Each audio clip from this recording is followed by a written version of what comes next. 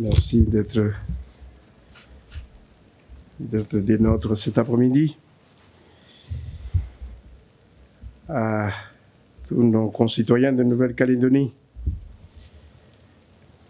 je tiens en premier lieu à vous remercier tous chaleureusement pour les efforts que vous avez consentis depuis maintenant 6 semaines. Ça a été long et ça reste très long. Chacun à son niveau a contribué à la lutte contre le Covid-19 en respectant les consignes qui ont été très contraignantes.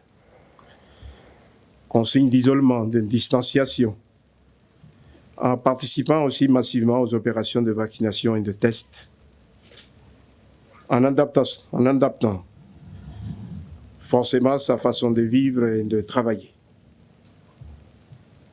Ces efforts ont été remarquables. Ils n'ont pas, je souhaite le dire, été vains. Mais notre bilan humain de la crise que nous traversons s'est à nouveau alourdi ces 2 semaines. 231 personnes nous ont à nouveau quittés. Je tiens en cela à présenter au nom du 17e gouvernement collégial de la Nouvelle-Calédonie aux très nombreuses familles du Nord, du Sud et des îles qui sont dans un deuil nos plus sincères condoléances. Je voudrais adresser également à tous ceux qui sont encore à l'hôpital nos vœux de prompt rétablissement, en particulier à tous ceux qui développent une forme grave de la maladie. Le bilan est lourd, mais je dois vous dire que la situation évolue. Et, en beaucoup d'égards, favorablement. Depuis le début de la crise, près de 10 000 personnes ont été touchées par la Covid. Et plus d'1 millier de personnes ont été hospitalisées. Les mesures de confinement strict, le couvre-feu et le respect des gestes barrières nous ont permis, je peux le dire, de tenir la situation sous contrôle. Et nous disposons à présent d'une certaine visibilité sur l'avenir, sur les prochaines semaines et les 3 prochains mois. Néanmoins, il reste à ce jour 1292 cas actifs et encore trop de malades à l'hôpital. La gestion de cette crise sanitaire a nécessité de garantir et de fiabiliser une collecte précise et localisée des données sur l'épidémie. Comme je l'ai déjà expliqué, 3 indicateurs précis nous permettent d'adapter nos décisions. Ces indicateurs mesurent la vitesse de propagation du virus. C'est ce qu'on appelle le taux d'incidence. Ça permet de mesurer le niveau aussi de saturation de notre système de soins, notamment notre service de réanimation. Et enfin, de mesurer l'avancée de la campagne vaccinale. Depuis la semaine dernière, nous avons pu observer des améliorations, comme je vous l'ai indiqué, sur l'ensemble de ces critères, mais ce n'est pas suffisant. Le taux d'incidence baisse de façon continue, mais très lentement depuis le 20 septembre. Il était de 1200 au pic de la crise. Il est aujourd'hui redescendu à 300. Nous estimons qu'il sera revenu à un taux acceptable dans le contexte de notre pays qui nous permettra de maîtriser l'épidémie quand il aura atteint environ les 200. Cependant, ce chiffre est global. Et nous savons que nous devons être particulièrement vigilants dans les communes les plus peuplées. Mais on constate aussi que dans certaines communes de l'intérieur de notre pays, le taux d'incidence reste élevé. C'est en effet celle où les brassages de la population sont les plus susceptibles de favoriser la circulation du virus mais aussi celles où la vaccination a très peu fait son chemin. Concernant la vaccination, les efforts déployés portent leurs fruits. La dynamique reste favorable à l'atteinte de nos objectifs. Nous travaillons à ce qu'elle le reste. C'est à ce prix que nous réussirons à sortir la Nouvelle-Calédonie par le haut d'ici la fin de l'année. De nombreux acteurs publics et privés se sont mobilisés pour proposer une offre de vaccination extrêmement variée, au plus proche de la population, avec des actions de proximité dans les quartiers, en tribus, des nocturnes, des drives, de la vaccination en cabinet, en officine et même en domicile. La mobilisation a été énorme. Grâce à cet effort collectif, nous avons pu dépasser les 140 000 injections en 6 semaines. Désormais, grâce aux 3 000 doses de vaccins injectés hier, plus de 72% de notre population vaccinable a reçu une première dose. Et près de 59% disposent désormais d'un schéma vaccinal complet. Nous pouvons donc espérer qu'avant la fin de cette année, 80 à 85% de la population totale sera à l'abri des formes graves de la maladie. Néanmoins, nous avons besoin que l'occupation du service de réanimation revienne à un niveau soutenable, c'est-à-dire sous la barre des 30 lits. Aujourd'hui, 45 lits de réanimation sont occupés et 210 patients sont hospitalisés, sans compter que les malades non Covid reviennent aujourd'hui à l'hôpital. Ce qui met énormément de pression sur les équipes médicales et en particulier au Mendipol où je me suis rendu mercredi en compagnie de Sébastien Lecornu, ministre des Outre-mer, pour assurer tout le personnel médical de notre parfait soutien. Nous allons déployer les moyens pour passer ce cap difficile, si cela s'avère nécessaire. Le gouvernement collégial de la Nouvelle-Calédonie a décidé que certains patients seront évasonnés en métropole. En outre, nous avons sollicité, par le biais du haut-commissaire, l'aide de l'armée pour installer 10 lits de réanimation supplémentaires au Mendipol pour garantir un certain confort dans la continuité de l'offre médicale durant les 2 ou 3 prochains mois. Enfin, le ministre nous a assuré du soutien durable de la Réserve nationale et de la solidarité nationale. Parallèlement, une vaste campagne de tests va être déployée dès la semaine prochaine. Elle doit nous permettre de casser les chaînes de transmission et surtout nous donnera une image encore plus précise de la situation que nous vivons et de son évolution. À ce stade de la crise, nous portons une attention particulière à l'ensemble des critères et notamment aux équilibres économiques et sociaux très fortement impactés par 6 semaines de confinement. Nous y sommes attentifs, mais la protection des Calédoniens, je voudrais le redire avec force, est notre préoccupation majeure. Le confinement strict a produit ses effets et c'est grâce à cela que des améliorations favorables au secteur économique ont été possibles. Mais il faut comprendre que ces efforts pourraient être gâchés si nous reprenons trop vite les interactions sociales qui sont au cœur de vivre ensemble en Nouvelle-Calédonie. Ces efforts d'aujourd'hui conditionnent notre qualité de vie de demain. Il n'est donc pas question d'en perdre tout le bénéfice en nous relâchant trop vite, par impatience ou par lassitude. Or, c'est un constat que tout le monde a pu faire. Il y a eu trop de relâchement cette semaine sur les gestes barrières, trop de comportements à risque, et notamment chez les jeunes adultes. Vous devez comprendre que cela a un impact immédiat. Vous êtes les plus contaminés, mais aussi les plus contaminants, et parmi les moins vaccinés. En étant imprudents, vous aidez le virus à circuler et ce virus décime tous nos aînés.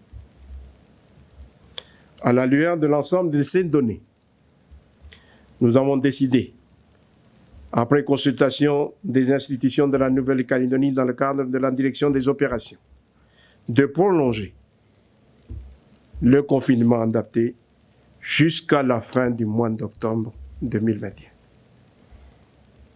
Cependant, et compte tenu de ce que j'ai indiqué précédemment sur le comportement que nous avons eu ces 2 dernières semaines, pour le week-end à venir, le confinement strict avec attestation d'un déplacement est rétabli dès demain samedi à 14h jusqu'au lundi matin à 5h. Afin d'éviter tout débordement et de limiter les accidents, nous avons demandé au haut-commissaire d'interdire la vente d'alcool dès aujourd'hui à 17h et pour toute la durée du week-end, hormis dans les commerces spécialisés. Nous ne voulons pas, par des excès dans les comportements, courir des risques d'une saturation beaucoup plus importante du service de réanimation de l'hôpital. Les mesures applicables depuis le 11 octobre sont donc maintenues en semaine. L'attestation de circulation n'est pas nécessaire en semaine. Le couvre-feu est maintenu tous les jours, à partir de 22h jusqu'à 5h. Les rassemblements dans l'espace public et les activités collectives, qu'elles soient sportives, religieuses, funéraires ou coutumières, sont limités. Et nous avons fait un effort de 10 à 15 personnes maximum, sous réserve du respect strict des mesures d'hygiène et de distanciation sociale. Nous avons autorisé la reprise des activités économiques et sociales, permettant la distanciation sociale avec l'application de protocoles stricts. Cela concerne les commerces, les services, l'enseignement, le sport et la culture, les transports en commun à l'exception du rail qui ne doit pas circuler pour le moment. Dans le cas des activités économiques et sociales ne permettant pas la distanciation sociale comme les restaurants, s'est ajouté l'usage du pass sanitaire. S'agissant du pass sanitaire, mis en place en un temps record, c'est un outil supplémentaire pour nous permettre d'atteindre les objectifs que nous nous sommes fixés.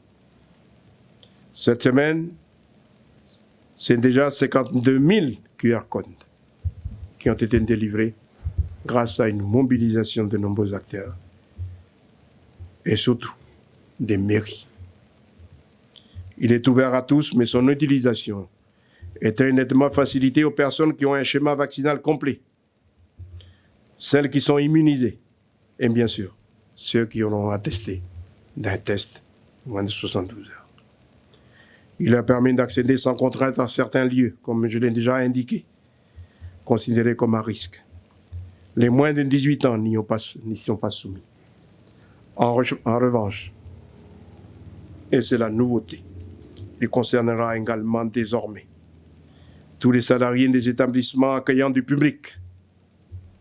Dès lors que les clients sont soumis aux places sanitaires, les salariés en contact avec eux doivent l'être aussi. C'est tout à fait normal et logique. Dans la vie quotidienne, les consignes ne changent pas. L'application des gestes barrières reste essentielle, notamment la distanciation sociale et le port du masque pour toutes les personnes de plus de 11 ans. Ces mesures simples mais efficaces sont prolongées jusqu'à la fin de l'année 2021. Toutefois, nous étudions pour les prochains jours les conditions de reprise de certaines activités, notamment des cultes à la demande des responsables religieux, ainsi que certaines activités de pleine nature, pratiquées en extérieur ou en famille. Des efforts considérables ont été fournis par le vice-rectorat et les personnes sous la responsabilité de la première vice-présidente du gouvernement des établissements scolaires pour assurer depuis cette semaine une rentrée sûre aux élèves du secondaire et aux internes. Tous les moyens ont été mis en œuvre pour rendre cette reprise possible dans le respect des protocoles sanitaires. Nous sommes satisfaits de cette première semaine puisque nous avons atteint les objectifs statistiques que nous étions fixés. Les élèves du primaire reprendront le chemin de l'école à partir de la semaine prochaine, à l'exception dans la province sud de Nouméa, Dembéa, Monduro et Païta, les communes les plus peuplées et les plus touchées par l'épidémie, comme l'a déjà annoncé la présidente de la province sud. Je vous informe aussi que le président de la province nord a décidé de reporter à partir de 26 l'entrée scolaire pour les communes de la province nord aussi. Je souhaitais rappeler que l'obligation vaccinale pour les secteurs sensibles entrera en vigueur le 31 octobre, suite à la délibération qui a été prise par le Congrès de la Nouvelle-Calédonie. La liste précise de ces secteurs a été publiée au journal officiel d'hier par un arrêté que nous avons pris au gouvernement collégial.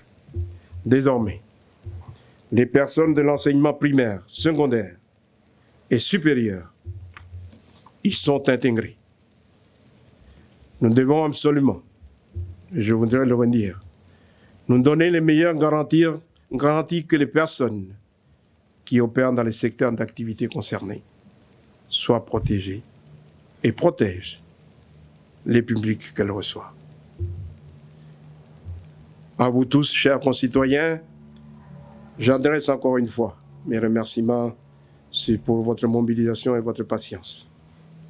En notre nom à tous, je réitère mon soutien et ma reconnaissance à l'ensemble des acteurs qui œuvrent sans compter au service des Calédoniens, le personnel médical, paramédical et administratif, les agents publics et toutes les personnes qui chaque jour œuvrent pour le bien commun, dont parmi eux, beaucoup de bénévoles. Je vous remercie. Monsieur le Président, Mesdames et Messieurs, quelques mots, mais Monsieur le Président, vous avez dit l'essentiel. Effectivement, la situation sanitaire s'améliore, mais de fortes préoccupations demeurent. Le ministre des Outre-mer avait eu l'occasion en début de semaine d'exprimer cette préoccupation. L'enjeu est d'éviter un rebond qui nous obligerait à reconfiner pour plusieurs semaines le territoire et qui surtout, évidemment, ferait de nombreuses victimes, ce que nous souhaitons absolument éviter. Encore plus de 150 procès-verbaux ont été dressés sur les 3 premiers jours de la semaine pour des manquements aux règles qui avaient été établis, à la fois par les services de la police nationale, de la gendarmerie et des polices municipales. Il appartient à chacun et à chacune de rester vigilant dans la période de confinement adapté et de respecter les règles sanitaires en place. Je rappelle également que 275 soignants sont toujours mis à disposition de la Nouvelle-Calédonie au titre des renforts nationaux. Une relève progressive va s'organiser pour maintenir ce niveau de renfort, mais ça signifie également évidemment que nous sommes très loin d'une situation normale. Donc à la demande de l'autorité sanitaire, un confinement strict sera rétabli à partir de demain 14h. Les déplacements seront à nouveau soumis à l'attestation dérogatoire dans les mêmes conditions que lors du dernier confinement. Seuls les magasins d'alimentation et les pharmacies seront autorisés à ouvrir à partir de demain 14h, tous les autres achats pouvant être effectués pendant la semaine ou samedi matin. Il s'agit d'éviter au maximum la création de nouveaux clusters liés à des regroupements de personnes. Dans le même objectif, la vente d'alcool à la demande de la Nouvelle-Calédonie, la vente d'alcool à emporter sera interdite à compter de 17h ce jour et pour tout le week-end. Des mesures similaires étaient déjà en place dans une grande partie des communes du Nord et des îles, et donc elles seront étendues à l'ensemble de la Nouvelle-Calédonie. Chacun mesure pleinement les efforts qui sont demandés aux Calédoniennes et aux Calédoniens.